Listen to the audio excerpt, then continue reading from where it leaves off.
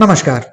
CBSE board ने schools को affiliate करने के लिए या विद्यालयों को संबद्धता देने के लिए अपना जो पुराना सिस्टम था उसको री इंजीनियर कर दिया है, बहुत अच्छा बना दिया है और उसका नाम रखा है सरस। सरस का फुल फॉर्म है school affiliation re engineered automation system. ये सिस्टम ऑटोमेटेड सिस्टम होगा। इस सिस्टम को समझने के लिए हम एक वीडियो सीरीज बनाने जा रहे हैं जिसका कि ये पहला वीडियो होगा।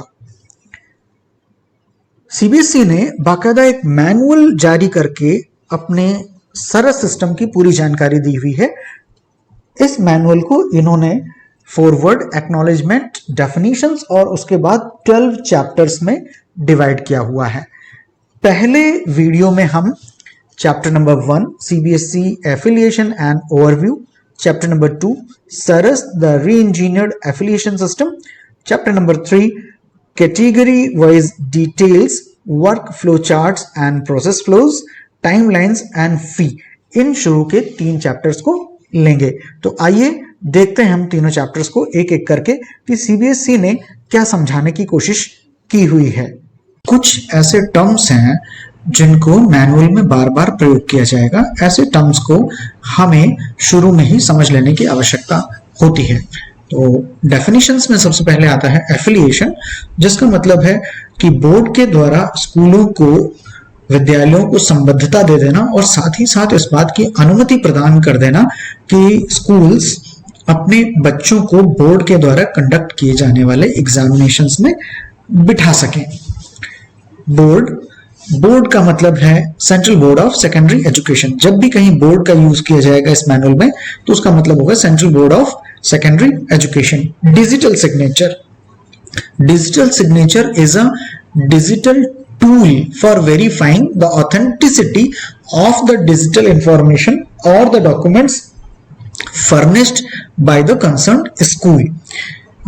ये डिजिटली प्रिपेयर किए जाते हैं, पेन ड्राइव के फॉर्मेट में स्कूल अथॉरिटीज को दे दिए जाते हैं और इन्हीं डिजिटल सिग्नेचर्स के जरिए जो भी डॉक्यूमेंट या इंफॉर्मेशन हम सरस में डालेंगे, अपलोड करेंगे, उसको वेरीफाई करना होगा। उसकी टेक्निकलिटीज के बारे में हम अलग से बात करेंगे।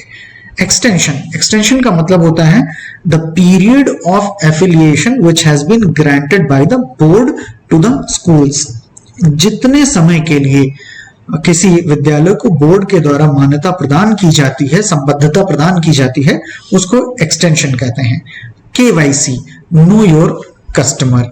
लैंड सर्टिफिकेट होता है जमीन के कागजात। मुख्य रूप से अगर इनको समझा जाए कि जमीन सोसाइटी के नाम पर है या किसी इंडिविजुअल के नाम पर है या सोसाइटी को लीज पर दी गई है, इस बाबत जो भी सर्टिफिकेट होते हैं, जो कागजात होते हैं, उनको लैंड सर्टिफिकेट कहते हैं। और एफिलिएशन के लिए इनको एफिलिएशन बायलॉज के अपेंडिक्स 10 के अनुसार होना चाहिए। NOC, no objection certificate.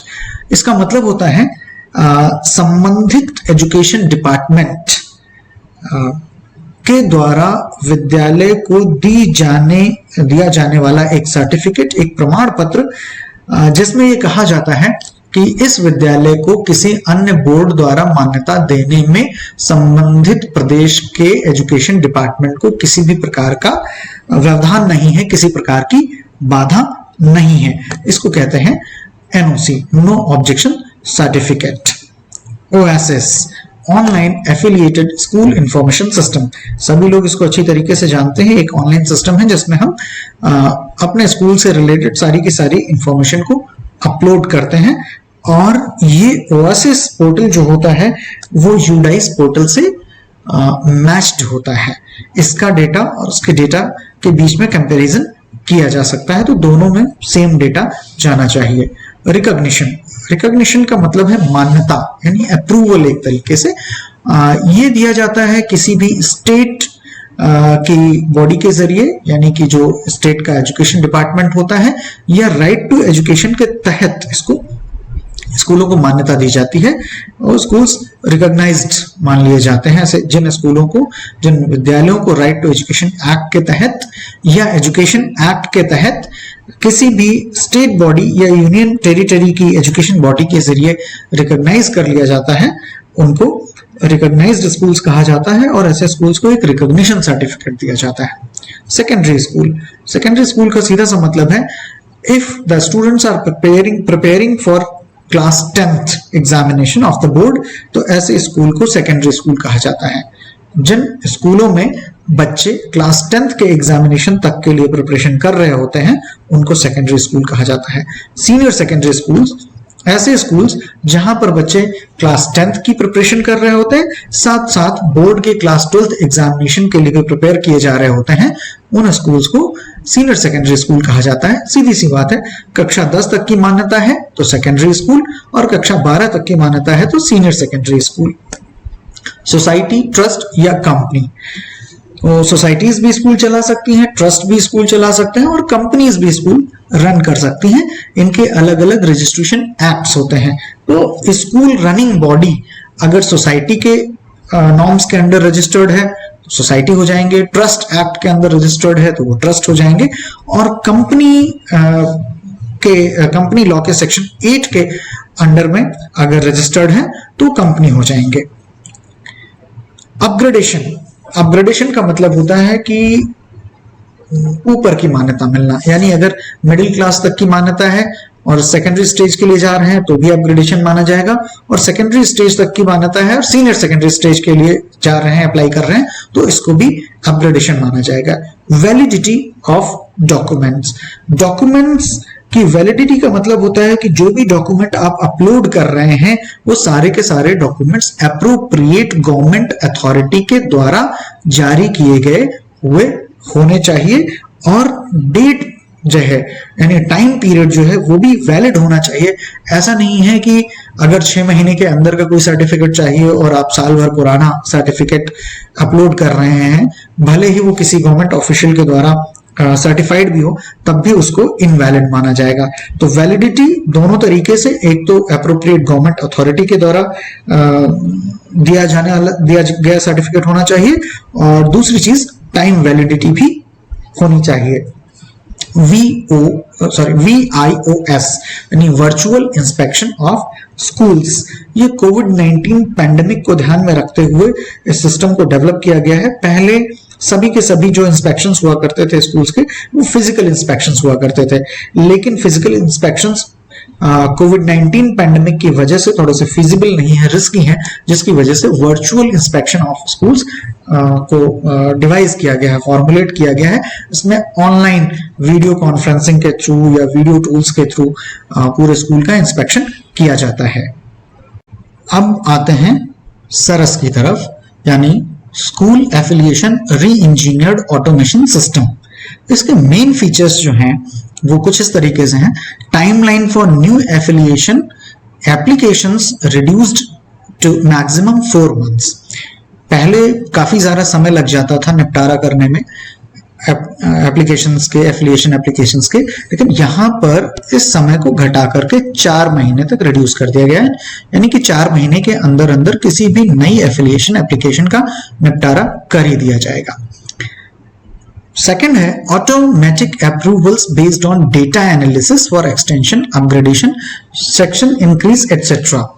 Section increase, upgradation, extension के जैसे विषयों में अप्रूवल लेने के लिए डेटा एनालिसिस पर ज्यादा जोर दिया जाएगा, और डेटा एनालिसिस में अगर डेटा सही पाया जाता है, अप टू द मार्क पाया जाता है, तो ऑटोमेटिक अप्रूवल्स मिल जाएंगे, यानी ह्यूमन इंटरफेरेंस जो होता था वो काफी रिड्यूस कर दिया जाएगा, वो मिनिमम पे ले आया जाएगा। थर्ड पॉइंट है use of machine learning artificial intelligence to read documents. Human interface के जरिए डॉक्यूमेंट्स को रीड करने में काफी सारा समय लगता था, क्योंकि काफी मोटी मोटी फाइल्स हो जाया करती थी। तो इस सिस्टम के थ्रू मशीन लर्निंग और एआई का इस्तेमाल किया जाएगा, डॉक्यूमेंट्स को पढ़ने के लिए काफी आसान हो जाएंगी चीजें। Point number 4, all interaction with board to be transparent and accountable. अब चूंकि ऑटोमेटेड सिस्टम के थ्रू होगा और ऑनलाइन डॉक्यूमेंट्स अपलोड किए जाएंगे, इंफॉर्मेशन अपलोड की जाएगी, तो इस इंफॉर्मेशन के मिस होने के, गायब हो जाने के, डॉक्यूमेंट्स के गायब हो जाने का कोई चांस नहीं रह जाएगा, और इस तरीके से ट्रांसपेरेंसी ज्यादा आ जाएगी इस सिस्टम में और अकाउंटेबिलिटी भी आ जाएगी, पारदर्शिता और जिम्मेदारी दोनों ही चीजें आ जाएंगी, रिलायबिलिटी बढ़ जाएगी। Point number 5, relies on self certification and public disclosures. जो स्कूल अथॉरिटीज होंगी वो काफी सारी इंफॉर्मेशन सेल्फ सर्टिफाई करके और पब्लिक डिस्क्लोजर के माध्यम से भी दे सकते हैं। यहाँ पर जरूरी नहीं होगा कि आपको किसी अथॉरिटी से ही सर्टिफिकेट लेना होगा, कई तरह की इंफॉर्मेशन होंगी ऐसी जिसको सेल्फ सर्टिफाइड करके भी दिया जा सकता है, वो आगे हम देखेंगे। प्रोविजन ऑफ वर्चुअल इंस्पेक्शन, पहले केवल और केवल फिजिकल इंस्पेक्शन हुआ करता था, अब वर्चुअल इंस्पेक्शन का भी, स्कूल के वर्चुअल इंस्पेक्शन का प्रोविजन क्रिएट कर दिया गया है, जिसकी वजह से तमाम सारे रिसोर्सेज बचेंगे, ट्रैवल टाइम बचेगा, एक्सर्शन बचेगा, जो मनी इन्वेस्टेड होती थी वो काफी हद तक बचेगी। And major role of technology, human ware का जो इंटरफेरेंस है उसको कम करके टेक्नोलॉजी के रोल को यहाँ पर काफी ज्यादा बढ़ा दिया गया है और इससे सरलता भी बढ़ जाएगी। And point number 8, instant flow of information to applicants. अब देखिए कि चूंकि डेटा एनालिसिस के माध्यम से काम होगा, तो जैसे ही डेटा एनालिसिस होगी और उसका जो भी आउटपुट निकल रहा होगा उसको एप्लीकेंट्स को उनकी मेल आईडी और रजिस्टर्ड मोबाइल नंबर पर बहुत इजीली ऑटोमेटिकली भेजा जा सकेगा, तो इंफॉर्मेशन के फ्लो में स्मूथनेस आ जाएगी। स्कूल एफिलिएशन कैटेगरी की तरफ बढ़ने से पहले हम चेक पॉइंट्स देख लेते हैं कि ऐसी कौन सी जरूरी चीजें हैं जो एफिलिएशन सिस्टम को यूज करने से पहले, इनिशिएट करने से पहले आपके पास होनी चाहिए। सबसे पहले तो डिजिटल सिग्नेचर होना चाहिए। यदि डिजिटल सिग्नेचर है तो अच्छी बात है, नहीं है तो बनवा लीजिए, बिकॉज डिजिटल सिग्नेचर नहीं होने की स्थिति में चाहे जितना अच्छा डेटा आपके पास मौजूद हो वो किसी काम का नहीं रह जाएगा। पॉइंट नंबर 2 है कि स्कूल्स को अपना ओएसिस डेटा पूरी तरीके से अप टू द मार्क और अप टू डेट रखना चाहिए, बिकॉज सीबीएसई ओएसिस डेटा को एक ऑथेंटिक सोर्स ऑफ इंफॉर्मेशन मानता है। काफी सारी सूचनाएं सीबीएसई वहां से पिक करता है, उठाता है, तो ओएसिस डेटा को अप टू डेट और अप टू द मार्क रखिए। चेक नंबर 3, यहां पर स्कूल एफिलिएशन सिस्टम में जाने से पहले आपको 6 तरीके के डॉक्यूमेंट्स आपके पास होने चाहिए, रेडी होने चाहिए, जिसमें सबसे पहला है नो ऑब्जेक्शन सर्टिफिकेट। ये सर्टिफिकेट स्टेट गवर्नमेंट का एजुकेशन डिपार्टमेंट इशू करता है। यदि नए एफिलिएशन के लिए जा रहे हैं, न्यू एफिलिएशन के लिए अप्लाई कर रहे हैं, तो नो ऑब्जेक्शन सर्टिफिकेट का होना बहुत जरूरी है। और अगर स्कूल ऑलरेडी सीबीएसई से एफिलिएटेड है तो फिर नो ऑब्जेक्शन सर्टिफिकेट की जरूरत नहीं पड़ती है। Recognition certificate, it is also issued by state education department as per the rules and provisions contained in RTE Act 2009। ये रिकॉग्निशन लेटर जो होता है ये भी RTE एक्ट के तहत इशू किया जाता है स्टेट एजुकेशन डिपार्टमेंट की तरफ से, ये भी होना चाहिए। Land certificate, land certificate as per the appendix 10 of affiliation bylaws के तहत उन एफिलिएशन बायलॉज को पढ़ लीजिए। लैंड सर्टिफिकेट का होना जरूरी है, जो कि कॉम्पिटेंट अथॉरिटी के द्वारा इशू किया जाता है। वो डीएम हो सकता है, एडीएम हो सकता है, एसडीएम हो सकता है, तहसीलदार हो सकता है, नायब तहसीलदार हो सकता है, रजिस्ट्रार हो सकता है, या सब रजिस्ट्रार हो सकता है, या कोई और इक्विवेलेंट अथॉरिटी है जो कि लैंड सर्टिफिकेट को इशू कर सकती है। तो लैंड सर्टिफिकेट का होना जरूरी है। Fire safety certificate, competent state government या कॉम्पिटेंट गवर्नमेंट अथॉरिटी की तरफ से या म्यूनिसिपल कॉर्पोरेशन की तरफ से एक वैलिड फायर सेफ्टी सर्टिफिकेट होना जरूरी है कि जो भी बिल्डिंग या प्रेमाइसेस यूज किया जाएगा स्कूल के लिए, वहां पर फायर सेफ्टी के सारे मीजर्स को फॉलो किया गया है और फायर सेफ्टी इक्विपमेंट्स को लगाया गया हुआ है। बिल्डिंग सेफ्टी सर्टिफिकेट, ये भी इशू किया जा सकता है किसी भी कॉम्पिटेंट गवर्नमेंट अथॉरिटी की तरफ से।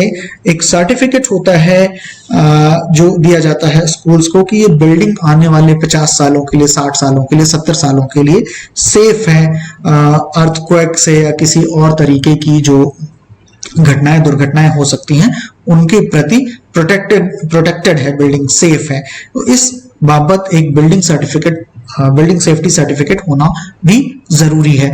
कई बार एम्पैनल्ड इंजीनियर्स होते हैं, आर्किटेक्ट्स होते हैं जो म्युनिसिपल कॉर्पोरेशन से या डेवलपमेंट अथॉरिटीज से या पीडब्ल्यूडी से रजिस्टर्ड होते हैं, वो भी इस सर्टिफिकेट को इशू करने के लिए ऑथराइज्ड होते हैं। जो छठा सर्टिफिकेट चाहिए होता है वो सर्टिफिकेट है सोसाइटी रजिस्ट्रेशन, ट्रस्ट रजिस्ट्रेशन या कंपनी रजिस्ट्रेशन। जो भी बॉडी स्कूल को रन करेगी वो अपना सर्टिफिकेट ऑफ रजिस्ट्रेशन उसको प्रस्तुत करना होता है। तो रनिंग बॉडी जो है वो चाहे सोसाइटी हो या ट्रस्ट हो या कंपनी हो, उसको अपना रजिस्ट्रेशन सर्टिफिकेट भी देना होगा। तो ये 6 डॉक्यूमेंट्स तैयार होने चाहिए। चेक पॉइंट नंबर 4 है the affiliation application form will have KYC part A and part B. 2 part होंगे केवाईसी के, नो योर कस्टमर के, और ये प्री रजिस्ट्रेशन प्रोसेस होगा, स्कूल्स के रजिस्ट्रेशन से पहले का प्रोसेस होगा। तो पार्ट ए में क्या होगा, there will be mandatory requirement details, वहां पर मैंडेटरी रिक्वायरमेंट डिटेल्स पूछे जाएंगे, उनको फिलअप करना होगा। और पार्ट बी में अदर डिटेल्स होंगे and only those schools that fulfil the mandatory requirement they will be able to apply. उन स्कूल्स जिनका पार्ट ए और पार्ट बी का डेटा बराबर पाया जाएगा, सही पाया जाएगा, वही एफिलिएशन के लिए अप्लाई कर सकेंगे। एंड चेक पॉइंट नंबर 5 है emphasis of the new affiliation system will be on data analysis, यानी कि ये जो सारा सिस्टम है ये डेटा एनालिसिस पर डिपेंड करेगा। तो आपको जो भी इंफॉर्मेशन अपलोड करनी है वो सही तरीके से, सही शब्दों में, सही फॉर्मेट में अपलोड करनी होगी, और जो भी डॉक्यूमेंट्स आप अपलोड करेंगे वो पठनीय डॉक्यूमेंट्स होने चाहिए, तभी ये सिस्टम उसको रीड कर पाएगा। आगे बढ़ते हैं, देखते हैं एफिलिएशन कैटेगरीज। 15 कैटेगरीज में 3 ग्रुप्स में एफिलिएशन के लिए अप्लाई किया जा सकता है। ग्रुप ए की बात करें तो वहां पर 7 कैटेगरीज में अप्लाई किया जा सकता है, और ग्रुप ए के लिए आपको करना होगा पार्ट ए, पार्ट बी और पार्ट सी, तीनों ही केवाईसी के तीनों ही पार्ट को स्कूल्स को फिलअप करना होगा। और 100% inspection will be done by inspection committee at site. Inspection committee यहाँ पर साइट पर आकर के इंस्पेक्शन करके जाएगी। यहाँ पर कौन कौन सी कैटेगरीज हैं, अप्रूवल फॉर मिडिल स्कूल, अगर मिडिल स्कूल के लिए एफिलिएशन लेना चाह रहे हैं, या fresh affiliation up to secondary level, कक्षा 10 तक के लिए फ्रेश एफिलिएशन लेना चाह रहे हैं, या secondary level switch over from other boards, किसी अन्य बोर्ड से आप ऑलरेडी स्कूल चला रहे हैं जो कक्षा 10 तक है और सीधे सीधे कक्षा 10 का एफिलिएशन लेना चाह रहे हैं, 10 तक का एफिलिएशन लेना चाह रहे हैं, तो वहां पर भी आपको ग्रुप ए में अप्लाई करना होगा। Fresh affiliation up to senior secondary level, कक्षा 12 तक के लिए सीधे फ्रेश एफिलिएशन करना चाहते हैं तो भी यही प्रोसेस है। Senior secondary level switch over from other boards, other board का क्लास 12 तक का स्कूल चला रहे हैं और आप सीधे क्लास 12 तक के लिए एफिलिएशन के लिए अप्लाई करना चाहते हैं तो ग्रुप ए के अंडर में आपको एप्लीकेशन डालना होगा। परमिशन ऑफ साइट शिफ्टिंग, एक जगह पर एक प्रेमाइसेस में किसी एक लोकेलिटी में स्कूल चल रहा है, वहां से स्कूल की बिल्डिंग को शिफ्ट करना है, पूरी साइट को शिफ्ट कर देना है, तो उसके लिए परमिशन के लिए भी आपको ग्रुप ए में अप्लाई करना होगा। रेस्टोरेशन ऑफ एफिलिएशन, अगर किसी वजह से सीबीएसई बोर्ड ने एफिलिएशन विड्रॉ कर लिया है किसी स्कूल का और रेस्टोरेशन के लिए अप्लाई करना है तो भी ग्रुप ए में ही अप्लाई किया जाएगा। यहां पर ध्यान देने की बात यह है कि केवाईसी का पार्ट ए, केवाईसी का पार्ट बी, केवाईसी का पार्ट सी, तीनों ही फिलअप करना है और 100% इंस्पेक्शन होना ही होना है यहां पर। अब आते हैं ग्रुप बी की तरफ। तो ग्रुप बी में 8, 9, 10, 11, 12 5 कैटेगरी में अप्लाई किया जा सकता है। अपग्रेडेशन टू सेकेंडरी लेवल, यानी मिडिल स्कूल अगर चल रहा है तो वहां से सेकेंडरी स्कूल के लिए अपग्रेडेशन के लिए अप्लाई किया जा सकता है। Upgradation to senior secondary level, अगर सीनियर सेकेंडरी लेवल का स्कूल रन कर रहा है और सीनियर सेकेंडरी लेवल पे ले जाना है तो upgradation. Extension of affiliation, late से किसी स्कूल का एफिलिएशन 2023 तक के लिए है और उसको डेट आगे बढ़वानी है, एक्सटेंशन ऑफ एफिलिएशन करवाना है तो ग्रुप बी में अप्लाई करेगा। परमिशन ऑफ 2 शिफ्ट्स, विद्यालय एक शिफ्ट में चल रहा है, 2 शिफ्ट में चलाना है, नंबर ऑफ स्टूडेंट्स बढ़ रहे हैं तो परमिशन के लिए अप्लाई करना होगा। सेक्शन इंक्रीज, सेक्शन की संख्या बढ़ानी है किसी क्लास में, कई क्लासेस में, तो भी ग्रुप बी के तहत में अप्लाई करना होगा। यहां पर क्या करना है, आपको केवाईसी का सिर्फ पार्ट ए फिलअप करना है और आपके एग्जिस्टिंग डेटा से पार्ट बी ऑटोमेटिकली पॉपुलेट हो जाएगा। आपको पता है ये डेटा ड्रिवन सिस्टम है और जितने भी स्कूल अप्लाई करेंगे उनमें से 3 से 5% स्कूलों को रैंडमली सेलेक्ट कर लिया जाएगा और इनका इंस्पेक्शन जो है इंस्पेक्शन कमेटी के द्वारा किया जाएगा।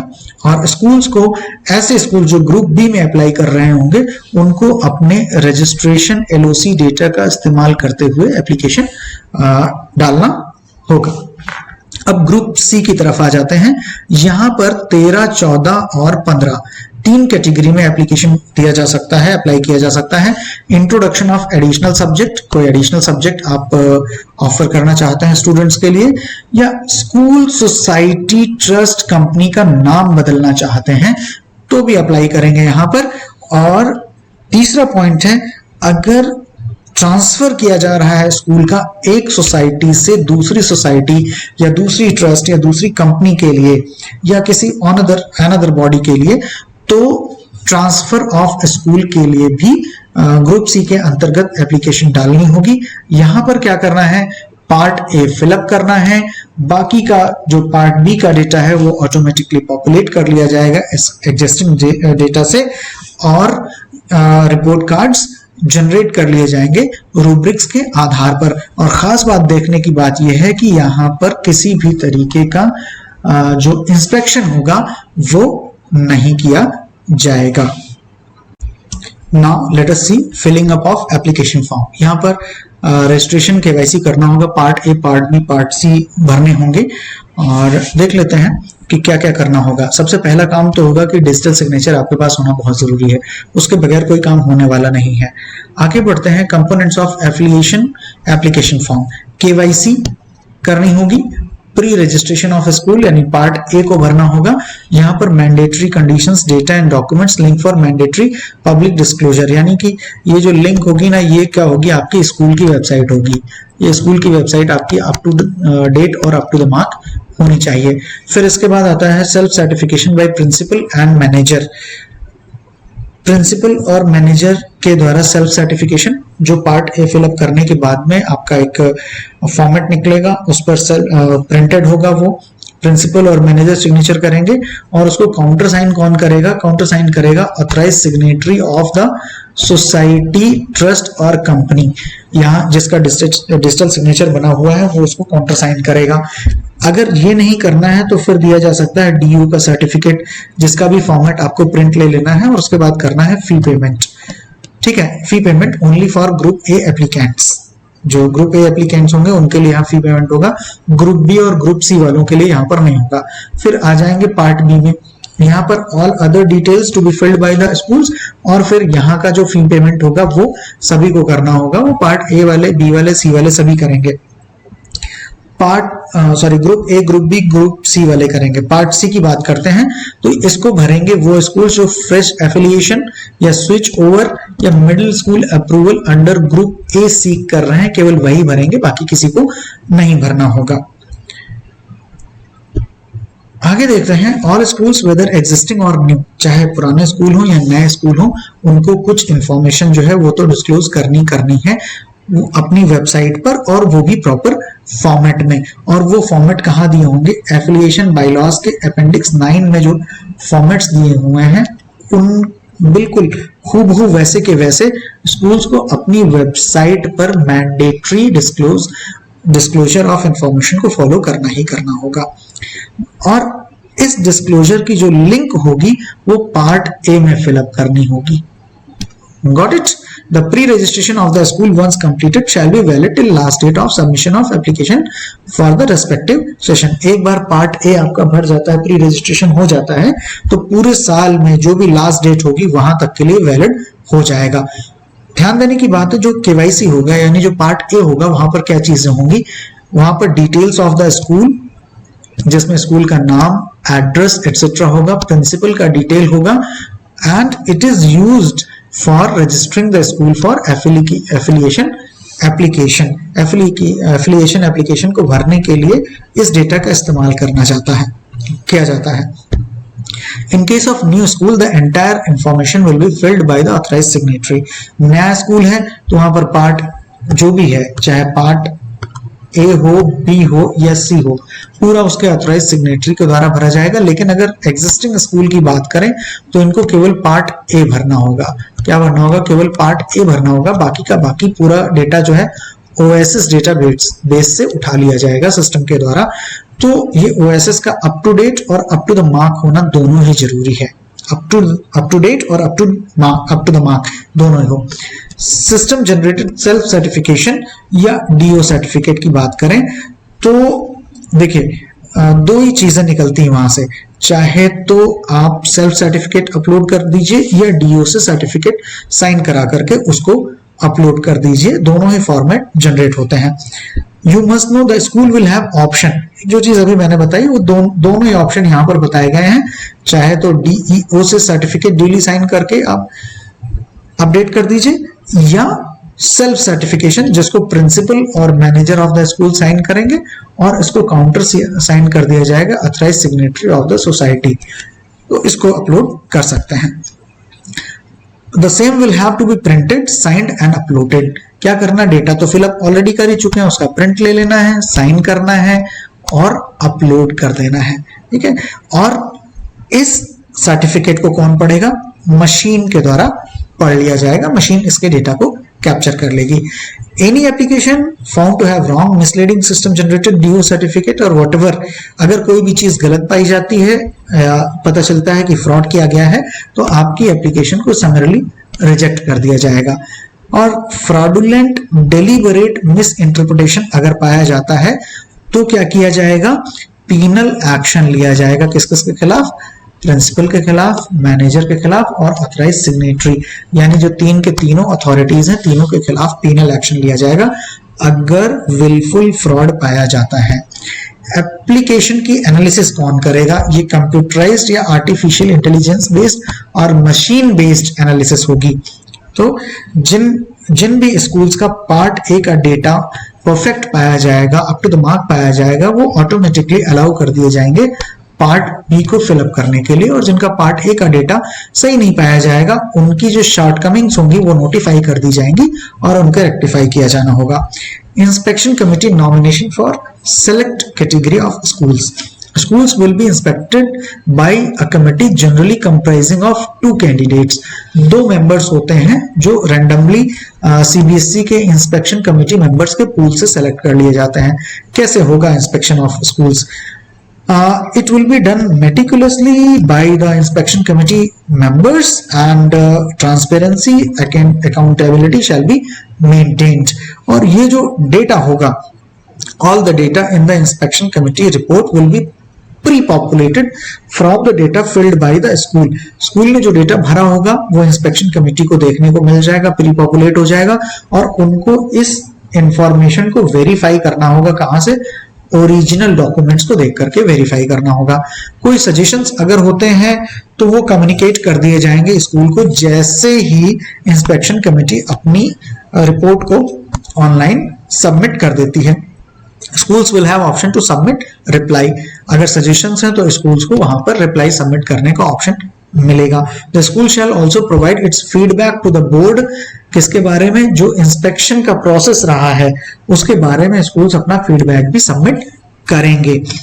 और ये पूरा का पूरा जितना भी process है वो online होगा, कहीं पर भी hard copy की आवश्यकता नहीं होगी। एक विशेष चीज जो जानने की है कि इंस्पेक्शन कमेटी का जो लेटर होगा उसके साथ बोर्ड क्या करेगा? स्कूल्स को 3 डेट्स देगा इंस्पेक्शन कराने के लिए और ये तीनों डेट सिस्टम जनरेटेड होंगी। स्कूल्स को क्या करना होगा? इनको इंस्पेक्शन कमेटी के साथ में म्यूचुअली डिसाइड कर लेना होगा कोई एक सुटेबल डेट तीनों में से और उस डेट को इंस्पेक्शन करा लेना होगा। Scrutiny of inspection committee report, decision and review. Scrutiny जो होगी वो भी कैसी होगी? कंप्यूटराइज्ड और मशीन बेस्ड होगी, आर्टिफिशियल इंटेलिजेंस के आधार पर होगी। लेकिन पैरामीटर्स किसने डिसाइड कर रखे होंगे? बोर्ड ने पैरामीटर्स डिसाइड कर रखे होंगे।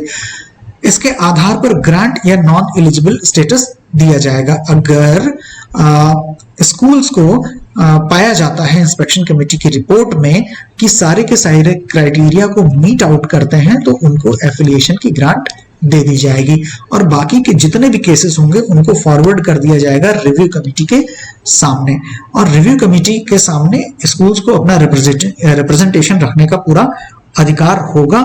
और साथ ही साथ एक और मौका दिया जाएगा स्कूल्स को for the suggestions which have been given by the inspection committee. Inspection committee ने जो भी सजेशंस दिए हैं या पॉइंट आउट किया है उनको अप टू डेट कर लेने के लिए एक मौका दिया जाएगा और उसके बाद फिर स्कूल अपना रिप्रेजेंटेशन दे सकता है। ठीक है, और ये जो रिप्रेजेंटेशन होगा किसके सामने होगा? रिव्यू कमेटी के सामने ये होगा।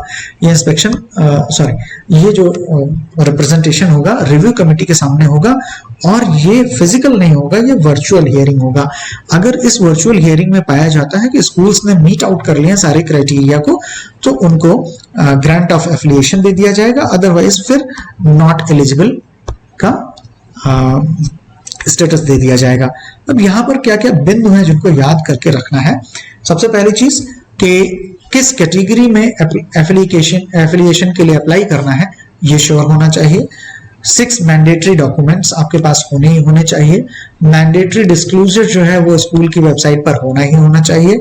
जो भी सर्टिफिकेट्स हैं, सेल्फ सर्टिफिकेट या सर्टिफिकेट्स हैं जो भी है वो ड्यूली साइंड होने चाहिए और counter signed by the authorised signatory होने चाहिए। Fill correct data and information in Part A, Part B of the application form. Update OSS data. Part A, Part B को properly भरिए और OSS data अगर existing school है तो proper होना चाहिए। And remember the timelines. ये बहुत जरूरी चीज है, समयबद्धता का विशेष ध्यान रखें। अब हम लोग ग्रुप कैटेगरी वाइज डिटेल्स देख ले। सबसे पहले देखते हैं ग्रुप ए कैटेगरी को, जहां पर 7 काइंड्स ऑफ एप्लीकेशंस हो सकते हैं और यहाँ पर KYC part A part B को फिलअप किया जाना होता है और 100% inspection will be done at the site.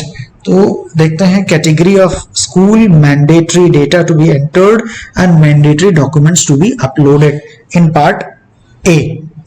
तो पहली कैटेगरी है approval for middle school syllabus, दूसरी है fresh application up to secondary level, switch over from other boards up to senior secondary level और switch over from other boards, permission of site shifting, restoration of affiliation. ये 7 categories में यहाँ पर application डाली जा सकती है।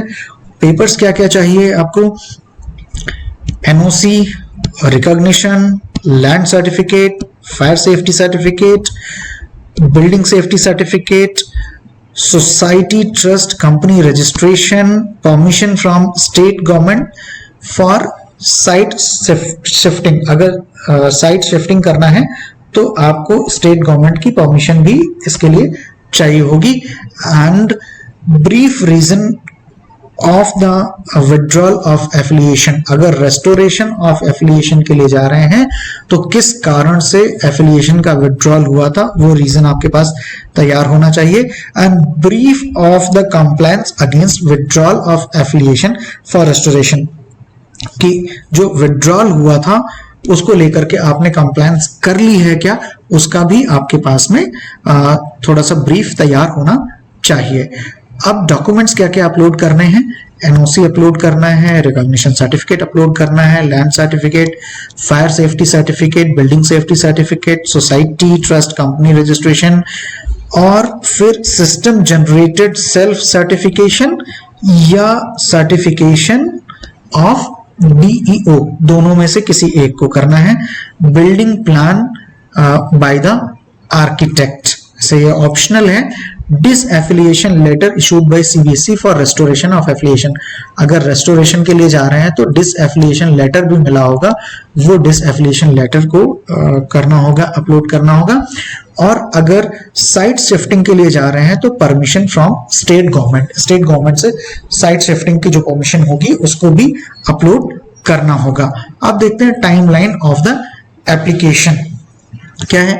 The process for the fresh application cases including switch over and middle school syllabus approval shall begin from 1 March यहाँ तो 2021 दिया है, but every year it will begin from 1st March with the release of reference self learning material for the applicant schools. Webinars shall be organized for the interested schools. The timeline for submission of applications will be as follows. देखिए क्या है कि fresh affiliation application के लिए including switch over and middle school syllabus cases 3 window periods will be there, जो पहले भी बताया जा चुका है, पहले भी सीबीएसई ने अपने सर्कुलर के थ्रू बताया था कि every year from 1st March to 30th April, यहां पर 2021 के लिए 16th March दिया हुआ है, otherwise every year it will be 1st March, पहली मार्च से शुरू हो जाएगा और 30th अप्रैल तक, ठीक है। Then 1st June to 30th June, पहला विंडो पीरियड ये होगा, दूसरा विंडो पीरियड ये होगा 1st June to 30th June, and then 1st September to 31st October, ये 3 विंडो पीरियड दिए जाएंगे। Other cases permission of site shifting and restoration of affiliation, तो ये क्या होंगे 1st March से स्टार्ट हो जाया करेंगे। अभी 2021 के लिए 16 मार्च से स्टार्ट हुआ है, from the very next year ये 1st March से स्टार्ट हो जाया करेंगे और थ्रू आउट द ईयर चला करेंगे। अब वर्क फ्लो की बात कर लेते हैं before inspection committee formation. Inspection committee formation के पहले क्या होगा, सबसे पहला स्टेप होगा केवाईसी प्रोसेस होगा। केवाईसी प्रोसेस के बाद आप जाएंगे part A of form including mandatory conditions, link of mandatory disclosure on school website and registration fees of ₹10,000, ये डिपॉजिट होगी, ये प्रोसेस होगी। इस प्रोसेस के बाद क्या होगा, जनरेट सेल्फ सर्टिफिकेशन, यहां पर आ जाएंगे सेल्फ सर्टिफिकेशन या डीओ सर्टिफिकेट को जनरेट करेंगे और उसको सिग्नेचर्स ड्यूली साइन करा करके क्या कर देंगे, अपलोड कर देंगे। अपलोड कर देने के बाद में क्या होगा, चेक किया जाएगा कि मैंडेटरी रिक्वायरमेंट फुलफिल्ड। अगर मैंडेटरी रिक्वायरमेंट फुलफिल नहीं होती है तो स्कूल्स को कम्युनिकेट कर दिया जाएगा। If no then this process will be followed और आप वापस से रिडायरेक्ट कर दिए जाएंगे, इस तरफ को रिडायरेक्ट कर दिए जाएंगे। अगर यस हो जाता है तो क्या होगा, आपको पार्ट बी फिलअप करने की ऑटोमेटिक परमिशन हो जाएगी और फिर जो balance fee of the application है वो पार्ट बी भरने के साथ साथ आप उस बैलेंस फी को भी पेमेंट करेंगे। Then processing and generation of school information report viz affiliation norms की तरफ बढ़ जाएंगे। स्कूल अगर नॉर्म्स को मीट आउट करता है तो क्या हो जाएगा, इंस्पेक्शन कमिटी यहाँ चेक किया जाएगा। If school meets the norms laid down by the CBSE, then ये इंस्पेक्शन कमेटी का फॉर्मेशन हो जाएगा। अगर नहीं मीट आउट करता है तो स्कूल को वापस से कम्युनिकेट कर दिया जाएगा। When it is yes, formation of inspection committee, और इंस्पेक्शन कमेटी आपको पता ही है वो 2 मेंबर्स को कंप्राइज करेगी। Post inspection committee formation, inspection committee के बन जाने के बाद क्या होगा, कंडक्ट ऑफ फिजिकल इंस्पेक्शन पहला स्टेप होगा।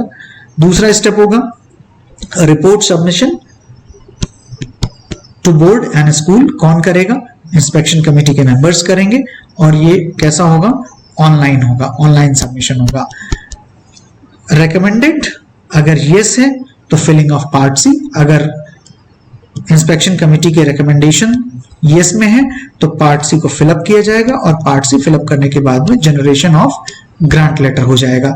अगर रिकमेंडेशन नो हो जाती है तब क्या होगा, केस रिव्यू कमेटी को हैंड ओवर कर दिया जाएगा, हियरिंग बाय रिव्यू कमेटी, और रिव्यू कमेटी अगर यस कर देती है, अगर रिव्यू कमेटी हियरिंग में ओके कर देती है तो क्या हो जाएगा, फिलिंग ऑफ पार्ट सी हो जाएगा और उसके बाद फिर generation of grant letter.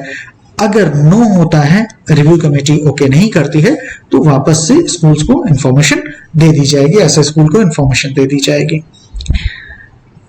Group A की वेरियस एक्टिविटीज के लिए टाइमलाइन क्या होगा, filling up of KYC immediately login करते ही आप करिए। Part A of form including mandatory conditions, link of mandatory disclosure on school website and registration fee of ₹10,000। जैसे आप केवाईसी कर देते हैं तुरंत इसको भी कर सकते हैं। जनरेट सेल्फ सर्टिफिकेशन फॉर्मेट और डीओ सर्टिफिकेट, पार्ट ए को भरते ही इसको जनरेट कर सकते हैं। Part B of form and balance application fee कब? पार्ट ए के ओके हो जाने के तत्काल बाद आप कर सकते हैं। Formation of inspection committee, online application के प्राप्त होने के 15 दिन के अंदर अंदर, ये टाइम लिमिट है कि जैसे ही ऑनलाइन एप्लीकेशन मिलता है उसके 15 दिन के अंदर अंदर इंस्पेक्शन कमेटी को फॉर्मेशन हो जाएगा। Conduct of physical inspection, inspection committee के कॉन्स्टिट्यूशन के 22 दिन के अंदर अंदर, यहां पर आपको 3 डेट्स दी जाएंगी, सिस्टम जनरेटेड डेट्स होंगी, और इसमें इंस्पेक्शन कमेटी के साथ में स्कूल को म्यूचुअली डिसाइड करना होगा कि कौन सी डेट में इंस्पेक्शन कराना है। Inspection committee report submission to board and school immediately after the completion of inspection, inspection के पूरा होते ही ऑर्डर ऑफ ग्रांट, एफिलिएशन मिलना है कि नहीं मिला है, मिलना है वो 30 दिन के अंदर, with in 30 days of submission of inspection committee report, inspection committee की रिपोर्ट के 30 दिन के अंदर डिसीजन इस पर ले लिया जाएगा।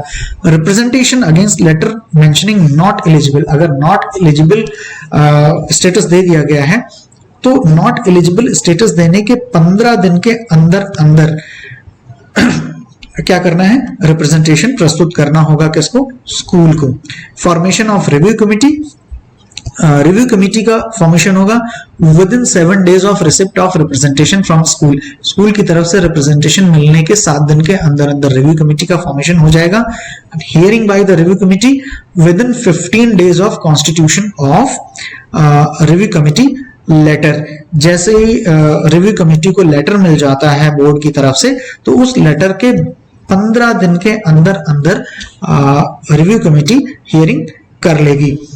Information to school, hearing committee जो रिव्यू कमेटी होगी वो अपनी हियरिंग कंप्लीट करने के 2 दिन के अंदर अंदर स्कूल को कम्युनिकेट कर देगी। तो ये टाइमलाइन है, काफी स्ट्रिक्ट टाइमलाइन को यहां पर फॉलो किया गया है। The process will be completed tentatively within 100 days from the date of final submission of application। जो पहले पूरा साल लग जाता था, एक 1.5 साल 2 साल लग जाया करते थे, कई बार 3 साल लग जाया करते थे, तो इस प्रोसेस को कंप्लीट करने के लिए अब मात्र 100 दिनों का एक टाइम पीरियड रखा गया है। बहुत ही अच्छी बात है ये।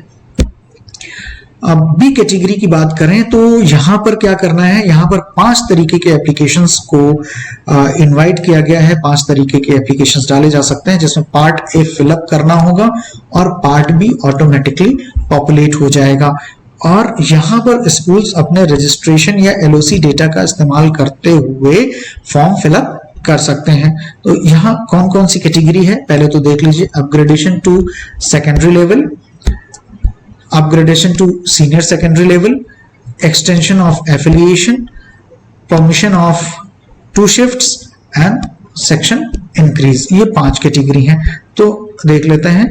सबसे पहले आता है अपग्रेडेशन टू सेकेंडरी लेवल। यहाँ पर जो आपके पास डॉक्यूमेंट्स चाहिए और जो डेटा आपको एंटर करना है वो ये है: recognition letter, land certificate, fire safety certificate, building safety certificate, society trust company availability authority and validity, details of additional rooms for secondary classes and composite labs. क्योंकि यहाँ पर अपग्रेडेशन हो रहा है तो अपग्रेडेशन के साथ composite lab, composite science lab होती है, और सेकेंडरी लेवल पर जाने के लिए एडिशनल रूम्स हैं या नहीं है इसका इंफॉर्मेशन आपको देना होता है।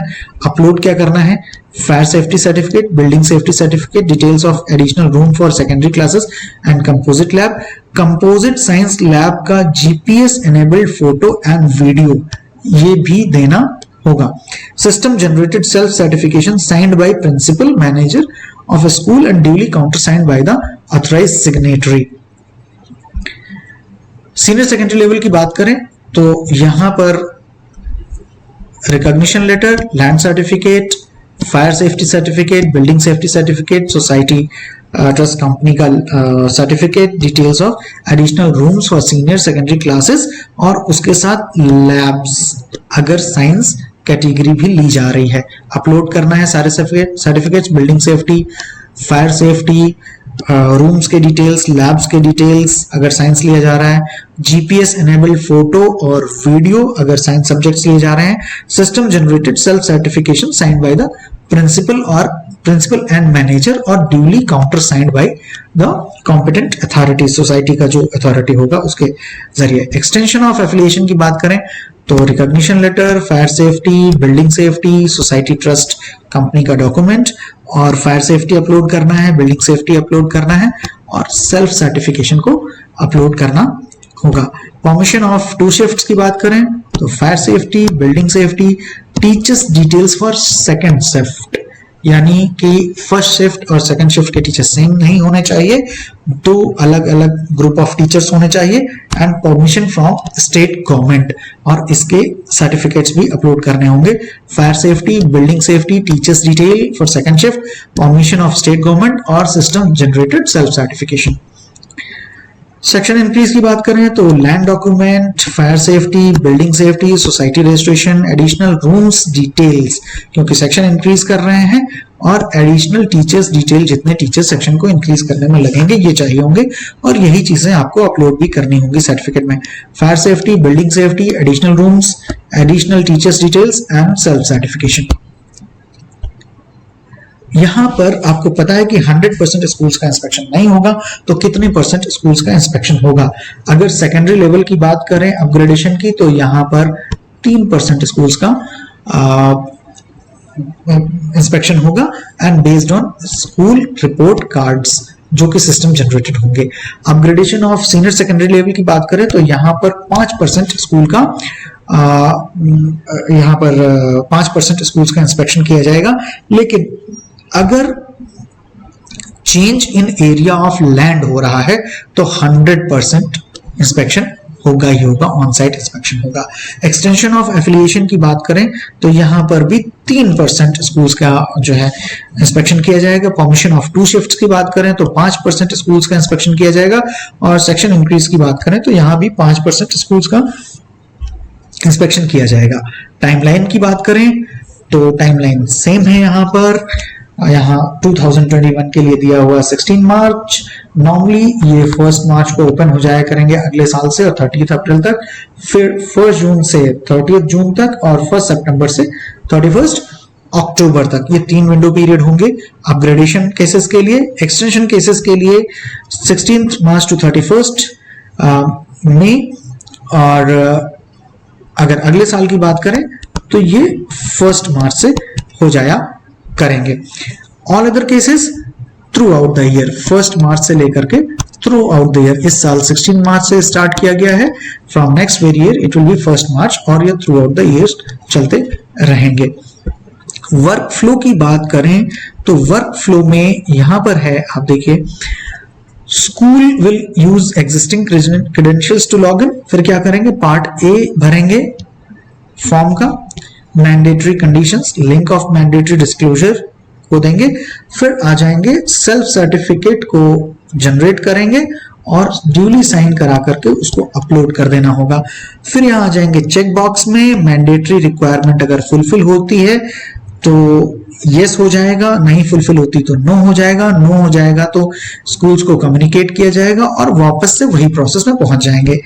अगर यस हो जाता है तो जनरेशन ऑफ रिपोर्ट कार्ड्स होगा, और scores and scores based on school report cards fee pay करनी होगी।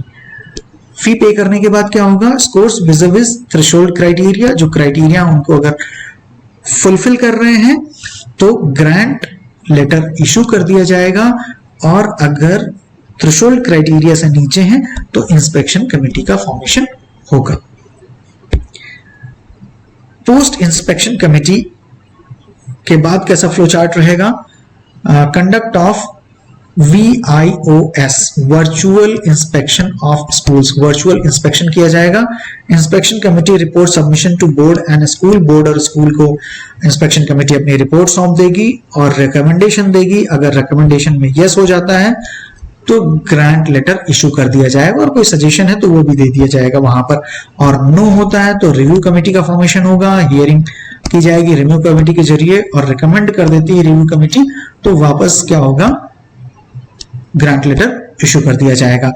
और रिव्यू कमेटी ओके नहीं करती है तो नॉट एलिजिबल स्टेटस दे दिया जाएगा।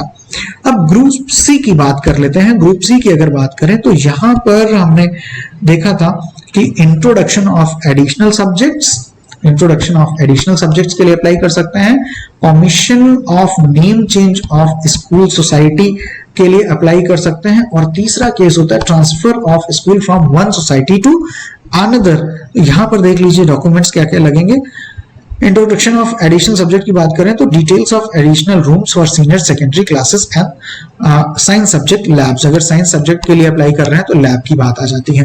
डॉक्यूमेंट्स डिटेल्स अपलोड क्या क्या करना है, details of additional rooms for senior secondary classes and subject. अगर साइंस है तो वहां पर लैब्स की जरूरत पड़ेगी। साइंस सब्जेक्ट्स में अगर लैब्स हैं तो आपको जीपीएस इनेबल्ड फोटोज और वीडियोस अपलोड करने होंगे और सिस्टम जनरेटेड सेल्फ सर्टिफिकेशन लगेगा। डाउन प्रिंट कर लेना है, ड्यूली साइन करके अपलोड कर देना है। Permission of name change of society school blah blah, तो सोसाइटी रजिस्ट्रेशन और permission from state government. Permission from state government upload करना है और सिस्टम जनरेटेड सेल्फ सर्टिफिकेशन को अपलोड कर देना है। अब आ जाते हैं तीसरे केस में, अगर transfer of school from one society to another है तो क्या क्या चीजें लगेंगी, fire safety, building safety, society registration, permission from state government, land document and society registration नया वाला। ठीक है, अपलोड क्या करना है, परमिशन फ्रॉम स्टेट गवर्नमेंट और system generated self certification generate होगा आपके द्वारा अपलोड की गई इंफॉर्मेशन के आधार पर, उसको अपलोड करना होगा ड्यूली साइन करा करके। और टाइमलाइन क्या होगी, इसको आप थ्रू आउट द ईयर कर सकते हैं। इस साल 16 मार्च से स्टार्ट किया गया था, नेक्स्ट ईयर ये 1 मार्च को ही स्टार्ट हो जाया करेंगे।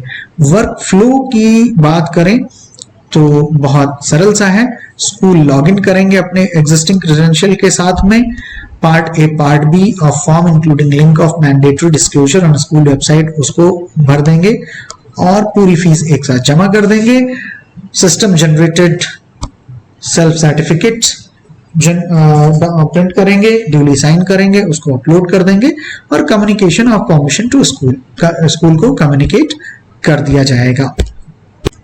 कैटेगरी वाइज फी की बात करते हैं तो approval for middle school syllabus inside India 50,000, abroad 2 lakh, fresh affiliation up to secondary level 1,50,000, inside India 2,50,000, abroad upgradation to secondary level 1 lakh, in India 2 lakh, outside India secondary level switch over from other boards 1,50,000, inside India 2,50,000, outside India fresh affiliation up to senior secondary level 2,50,000, inside India same, outside India upgradation to senior secondary level 1 lakh, inside India 2 lakh, outside India senior secondary level switch over from other boards 2,50,000 and 2,50,000 inside and outside India. Reinspection 50,000 inside India, 1 lakh in abroad. Periodical inspection 50,000 inside India,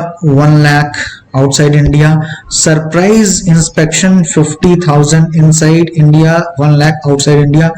ये कमाल की बात है, करेंगे surprise inspection और पैसे लेंगे, ये मेरी समझ से बाहर की बात है। Permission of 2 shifts, point number 1, point number 2 और पॉइंट नंबर 5 में से कोई एक। पॉइंट नंबर 1 में 50,000 है, पॉइंट नंबर 2 में 1.5 लाख है, पॉइंट नंबर 5 में 2.5 लाख है इनसाइड इंडिया, तो उन तीनों में से कोई एक। और अगर अब्रॉड की बात करें तो 2 लाख, 2.5 लाख और 2.5 लाख के बीच में से कोई एक। और सेम यही है परमिशन ऑफ साइट शिफ्टिंग, उसके लिए भी 1, 2 या 5 में से कोई एक। और permission of name change of school society as per status of school की बात करें तो 75% ऑफ पॉइंट नंबर 1, 2 और 3, यहाँ पर भी वही चीज है। परमिशन ऑफ सेक्शन इंक्रीज की बात करें, यहाँ पर री इंस्पेक्शन का चार्ज नहीं जुड़ा हुआ है 75,000, और इंस्पेक्शन करना पड़ता है तो वहां पर इंस्पेक्शन के चार्जेस जो है, री इंस्पेक्शन के चार्जेस जो ऊपर दिए हुए थे वो और जुड़ जाएंगे। अब्रॉड में भी 75,000 है। Transfer of school from one society to another 4 lakh rupees, और 4 लाख रुपीज अब्रॉड में भी है। इंट्रोडक्शन ऑफ एडिशनल सब्जेक्ट की बात करें तो inside India 10,000 rupees per subject और 50,000 रुपीज आउटसाइड इंडिया। अगर रेस्टोरेशन ऑफ एफिलिएशन की बात करते हैं, अगर विड्रॉल ऑफ एफिलिएशन कर लिया था बोर्ड ने तो 3 लाख रुपीज फी होगी रेस्टोरेशन ऑफ एफिलिएशन की, इनसाइड इंडिया भी और आउटसाइड इंडिया भी। Permission of classes from 1st to 5th की अगर बात करें तो मार्च और मई के बीच में अगर जो फर्स्ट विंडो पीरियड है उसके बीच में अगर एप्लीकेशन दे देते हैं तो 50,000 रुपीज लगेगा इनसाइड इंडिया और 2 लाख रुपीज आउटसाइड इंडिया। लेकिन अगर मई में नहीं कर पाते हैं, 1 जून से दिसंबर तक करते हैं, तो 50,000 तो पहले वाला लगेगा plus 10,000 per month late fee inside India, और आउटसाइड इंडिया की बात करें तो 50,000 पर मंथ लेट फी लगेगी। यानी अगर जुलाई में जाकर करते हैं तो 50,000 प्लस 10,000 प्लस 10,000 यानी 70,000 लगेगी जाकर के। Late fee per month for extension of affiliation. Extension of affiliation में लेट फी अगर लेट हो गए हैं अप्लाई करने के लिए तो 25,000 रुपए प्रति माह लगेगी लेट फी, और 25,000 रुपए प्रति माह अब्रॉड में भी लगेगी, जो कि मैक्सिमम 1 लाख रुपए तक जाएगी। यानी 4 महीने मैक्सिमम लेट फी लगेगी, उसके बाद 1 लाख रुपए भी हो जाएगी। और क्लोजर ऑफ स्कूल की कोई फी यहाँ पर नहीं दी हुई है, इसलिए हम लोग बता भी नहीं सकते हैं। और point to note, in addition to details of inspections to be done stated above, board reserves the right to conduct re-inspection of a school as per clause number 1.1.2 and 1.1.4 of CBSE affiliation bylaws 2018। तो री-इंस्पेक्शन कभी भी कर सकता है CBSE, और उसकी फी भी आपसे ले लेगा जब भी उसका मन होगा री-इंस्पेक्शन करने का। अब टाइमलाइन की बात कर लेते हैं ग्रुप बी एप्लीकेशंस के लिए, जहां पर केवल 3% to 5% इंस्पेक्शन की बात हुई थी। तो एक्टिविटी और उसकी टाइमलाइन, पार्ट ए की बात करें तो इमीडिएटली आफ्टर लॉगिन आपको फिलअप करना है। Generation of self certification format and upload after signature की बात करें तो immediately after filling up part A भरने के तुरंत बाद। Generation of report cards and score based on OASIS result and violations, fee payment immediately after filling part A. Scores vis-a-vis threshold criteria at par or above immediately after filling part A and generation of report cards. और order of grant जो है within 30 days. ठीक है. और group B cases in case of inspection, जहां पर inspection होना है. ये तो वो केसेस हो गए जहां पर इंस्पेक्शन नहीं होना था, यानी 95 to 97% वाले. और जहां पर इंस्पेक्शन होना है वहां पर चेंज क्या आएगा? चेंज वो आएगा कि फॉर्मेशन ऑफ VIC यानी virtual inspection committee. Inspection committee यहां पर बनेगी जो कि आपका वर्चुअल इंस्पेक्शन करेगी within 15 days of filling of receipt of online application. Online application के भरने के 15 दिन के अंदर इंस्पेक्शन कमेटी बना दी जाएगी. और ये इंस्पेक्शन कमेटी 22 दिन के अंदर, बनने के 22 दिन के अंदर इंस्पेक्शन कर लेगी. और report submission immediately after completion of the inspection. और ऑर्डर ऑफ ग्रांट जो होगा विद इन 30 डेज आएगा किसके? इंस्पेक्शन कमेटी की रिपोर्ट के सबमिट हो जाने के बाद.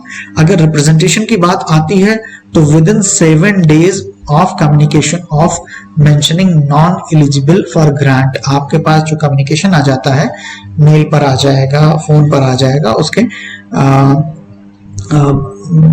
7 दिन के अंदर आपको रिप्रेजेंटेशन देने की आवश्यकता पड़ेगी. रिव्यू कमेटी जैसे ही आप रिप्रेजेंटेशन के लिए तैयार होते हैं उसके 7 डेज के अंदर रिव्यू कमेटी बना दी जाएगी. रिव्यू कमेटी बनने के 15 दिन के अंदर जो है वो रिव्यू भी कर लेगी. और रिव्यू करने के बाद हियरिंग करने के 2 दिन के अंदर वो जो है अपना फैसला भी दे देगी. ये थे सरस मैनुअल के पहले 3 चैप्टर्स. अगले चैप्टर्स पर वीडियो के लिए ज्यादा इंतजार करना नहीं होगा आपको. देखते रहें, सुनते रहें संग्राम सिंह को, जुड़े रहें हमारे YouTube चैनल महासा के साथ में. जय हिंद.